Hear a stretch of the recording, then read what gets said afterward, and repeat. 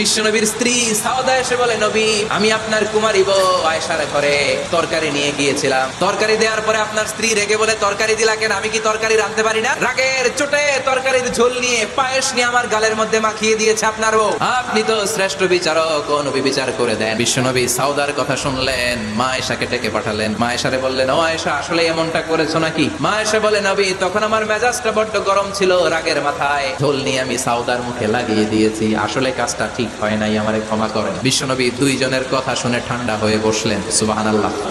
দুইজনের কথা শুনে বিশ্বনবী বললেন, আমার আদালতের রায় হচ্ছে কিসাস। সাউদাকে যেমনি তুমি পায়েস মাখিয়ে দিয়েছো, সাউদাও পায়েসের বাটি থেকে কিছু পায়েস নিয়ে আয়েশার গালে মাখো। সুবহানাল্লাহ পড়েন।